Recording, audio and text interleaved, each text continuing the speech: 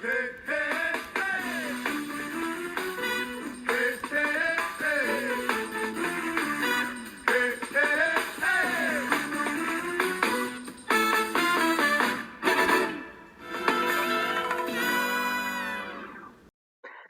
evening and welcome to the Tonight Show with Mrs. Malam. That's me. Tonight we have guests from Rockridge High School and the Florida Teacher of the Year. So sit back, relax, and enjoy the show.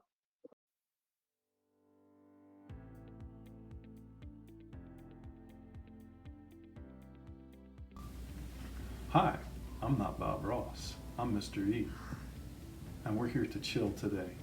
So some of you may be uptight going through this time of uncertainty. And one of the things that we can do to chill is to do artwork. So we're going to look at how to do a zentangle today. Zentangles are a great way to relax. It'll help you occupy your mind and your hands. So what kind of materials do you think you need to do a zentangle? I've got a fine tip Sharpie and a number 2 pencil, and I'm also using a letter size page. You may have a sketchbook, that's even better. Just to go over the steps really quickly, when we do a zentangle, the first thing that you have to remember is to relax. So take a deep breath and chill. Next, you want to define your work area, and I'm going to put some corner dots in. After I put my corner dots in, I'm going to connect those dots and make a border. Then we get down to some free drawing, and we're going to draw what we call a string, and the string will give your zentangle a structure.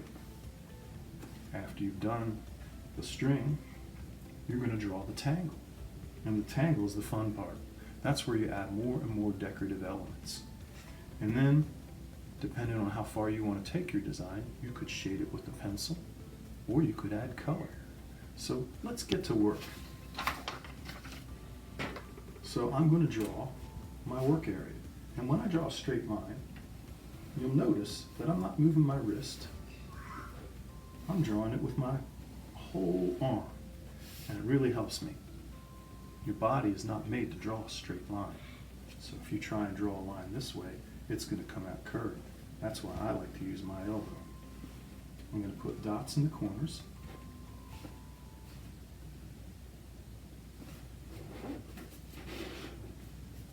And then I'm going to connect those dots. And you'll notice I don't really need a ruler because we're just chilling. Okay? This part might intimidate some of you, the string. What kind of shape to use for a string? I like to use an organic shape for the string, but you could use a geometric shape if you like. The difference between a geometric shape and an organic shape is that a geometric shape is probably going to have straight lines and angles in it, whereas an organic shape may be all curvy and loose. So I'm not going to put a whole lot of thought into it. I'm just going to let my hand go. So there, I've created my string. So now it's time to start adding the tangle. So I really like this curve here. I think I'm going to echo that curve and bring it in there. Isn't that happy? So let's pull this line through here a little bit more like that. And maybe we want to add some straight lines in. The thing about a zentangle is that if you think you've made a mistake, just repeat it and it'll look like you planned it, and it'll make your life a whole lot easier. I like to use polka dots because I think they're happy.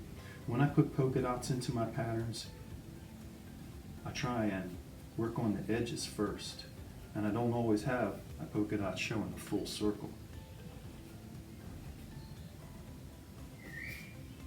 Triangles are also a very happy shape.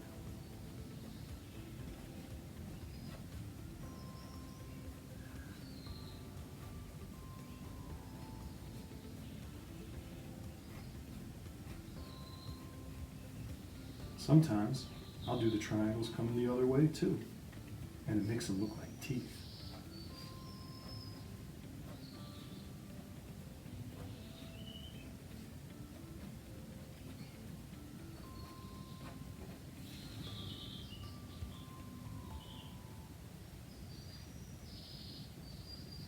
remember, there are no mistakes in zentangles.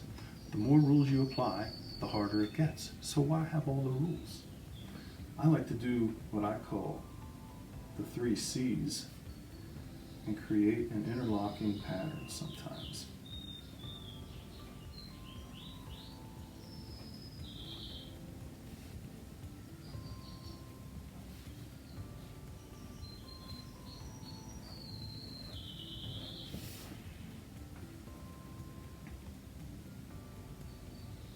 As I work through my zentangle, I'll go back and rework areas where I think I can add more detail. And then I break them down even smaller and put in more decorative elements. A decorative element is anything that is a repeated pattern. The more you repeat the pattern, the happier your eye will be. Your eye is always looking for order.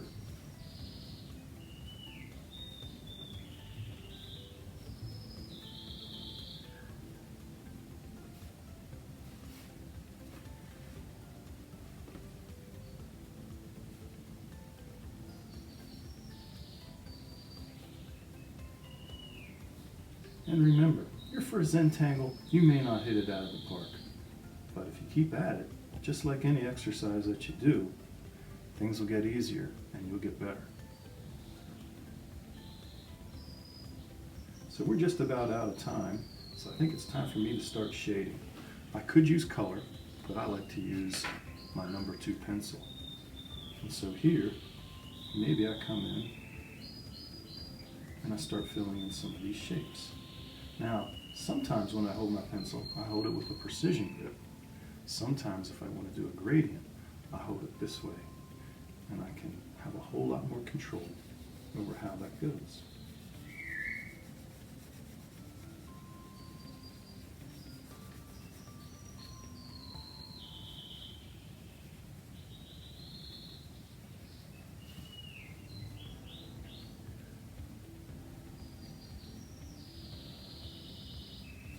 Can you hear Thor? He's not chilling, he's singing. Thor's our canary.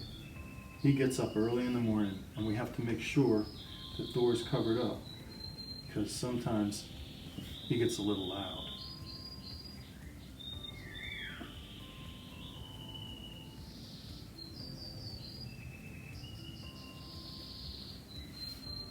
Well, that's just about all the time we have for today. So now it's your turn.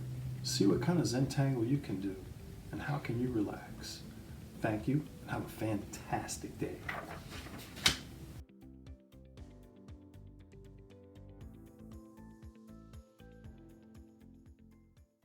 I want to apologize for the technical difficulties that happened during our next interview.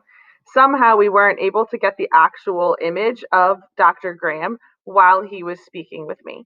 So there's just a short clip included here in the show, but if you stay tuned after the credits tonight, you can hear the rest of our interview, including some amazing advice for both teachers and students as we are approaching the end of this school year.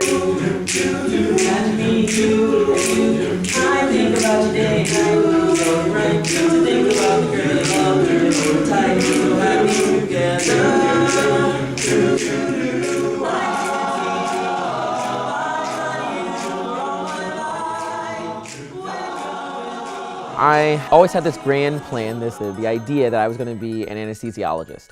And then, from there, maybe do something with music if I wanted, because that was still my passion. My junior year, I realized that I was serving as an assistant choral director locally. I was helping out with a local middle school band and orchestra. And then I had started teaching steel drums at a local elementary school. And then on top of that, I was teaching youth martial arts over at World Martial Arts Center. Everything I did was revolving around education. And that was whenever I realized that my passion, my responsibility, my ministry was to teach. And so I just never looked back. What we're doing is so much bigger than just teaching. If there's anything that I'd like to be known for during my time as Teacher of the Year, I want it to be known for being an inspiration and really reminding people the reason that we're here. Music as my medium allowed me to elicit these incredible opportunities and results from the students and really give them a vessel to change their lives.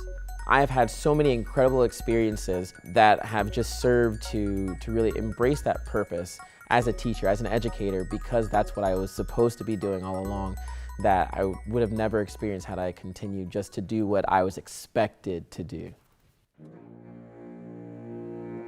So today I have a game for us to play. Oh no, okay. Called Make Me a Meme Playlist. Okay, all right. All right, so here's how this game works. I'm going to show you a picture of a meme. Okay. Just the background image for the meme. And you have to tell me what song goes with the meme. Okay, all right. So there is a right or wrong answer for this. Got it. Oh, no. It's not like, well, it's just like if you're making your own playlist, but it has to only Okay. be based on these memes. Okay, all right. I'm right. ready. I'm ready. So, number 1, here we go. Oh, Golden Girls. That's the thank you for being a friend. Nice. Yes. All right, we're stepping it up then. Stepping it up. Okay. That was too easy. Ooh. I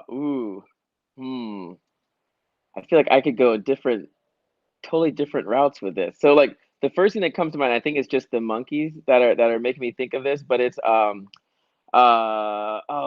it feels good incorporated. Like, that's totally old. I'm showing my age with that. I can't even remember what the lyrics were for that one, but it's by the Gorillas. All right, I'll look it up. I'll like plug it on the bottom of the page. All right. So some of these are a little bit more quarantine themed, depending on how you're feeling about being stuck at home. Oh man, that picture. The roof is on fire. Nice. Please don't let it burn. Please don't let it burn. No burning the house down. That's right. Oh man, I love this meme. Oh, but like to put a song with it, that's tough.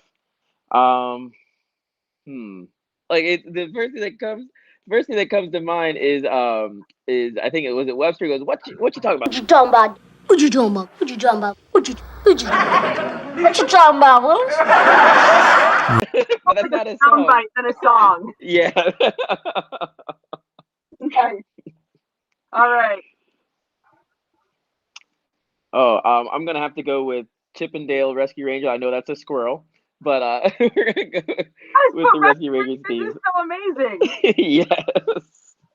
Chippendale. Perfect. All right. So, you have a fabulous little girl. Yes.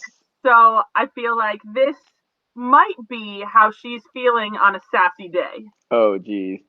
Oh, always. But I'm gonna have to like lean in on the Ninja Turtle part of what that young man is wearing.